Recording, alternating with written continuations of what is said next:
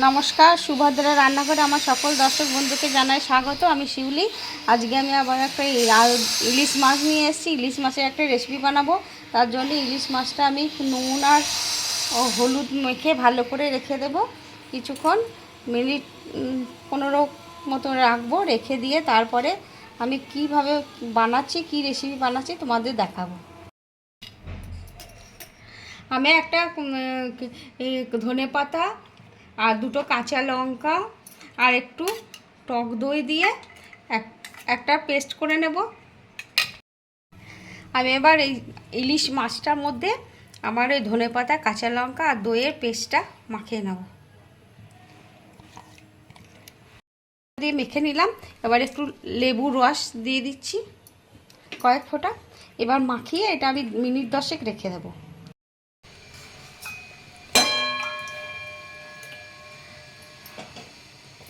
আমি গ্যাসে কড়া বসিয়ে দিয়েছি।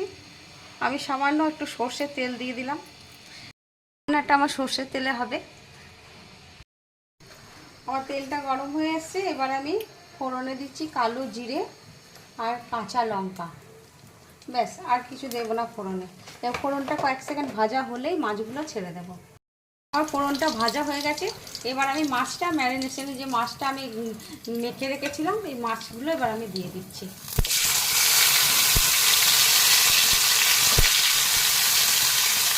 এটা হচ্ছে ব্যাস।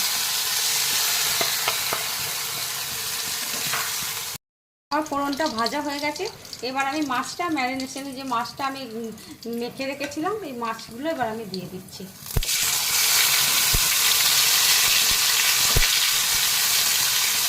এটা হচ্ছে ব্যাস। একটু লবণ দিয়ে দিচ্ছি। আমার মাছের লবণ আর হলুদ মাখানো ছিল, আর কয়েক দানা জাস্ট চিনি, স্বাদে ব্যালেন্স আনার জন্য। আর কিছু দেব না। এইভাবে এবারে মাছটা আমি চাপা দিয়ে দেবো। তোমরা এইভাবে একবার অবশ্যই বানাবে। একঘেয়ে সবসময় আমরা ইলিশ মাছ ভাপা, ইলিশ মাছ বেগুন দিয়ে এরকম রান্না করে থাকি এবং খাই। এই মাছটা এইভাবে রান্না করে ইলিশ মাছটা একবার দেখবে, খেয়ে অসম্ভব সুন্দর হয়। আর এটা একটা আলাদা রকম ফ্লেভার এবং স্বাদ আর গন্ধ, মানে সম্পূর্ণ আলাদা। তো এটা একটু খাট্টা মিঠা হবে, ঝাল ঝাল বেশ হবে রান্নাটা। তো আমি কাঁচা লঙ্কা বাটা দিয়ে দিয়েছি এর মধ্যে ভালো করে। আবার কাঁচা লঙ্কা ফোড়নে দিয়েছি, ওপর থেকে আবার কাঁচা লঙ্কা চেরাও দিয়ে দেবো। আর ধনেপাতার তো একটা অসম্ভব সুন্দর সুগন্ধ আছে, আমরা সবাই জানি। আর তার সঙ্গে লেবুর রস দিয়েছি।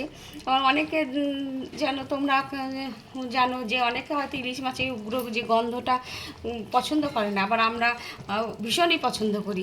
এবার যারা পছন্দ করে না তাদের এইটা খেলে মানে ইলিশ মাছের গন্ধটাও তারা পাবে না। আর ইলিশ মাছের যে উগ্র গন্ধ সেটা পাবে না, হালকা যে গন্ধটা সেটা সেন্টটা আসবে। যাই হোক, তোমরা এইভাবে একবার বানাবে। তোমাদের কাছে আমার সকলের কাছে অনুরোধ রইল। এবার আমি চাপা দিয়ে দেবো একটু। আমি একটু চাপা দিয়ে রাখছি। আমি এবার চাপাটা খুলে দিলাম। হ্যাঁ, আমার একদম গ্রেভিটা একদম টাইট হয়ে গেছে। এবার আমি গ্যাসটা অফ করে দিচ্ছি আর ওপর থেকে দুটো কাঁচা লঙ্কা আমি দিয়ে দিলাম। ব্যাস, এবারে আমি সার্ভ করে দিলাম। আমার ইলিশ মাছ রেডি এবং সার্ভ করে দিয়েছি। তোমরা এইভাবে একবার অবশ্যই বানিয়ে খাবে এবং খেয়ে আমাকে কমেন্টে জানাবে তোমাদের কেমন লেগেছে ইলিশ মাছ, গ্রিন ইলিশ বা ধনিয়া ইলিশ। তোমাদের সকলকে অসংখ্য ধন্যবাদ, অনেক ভালোবাসা।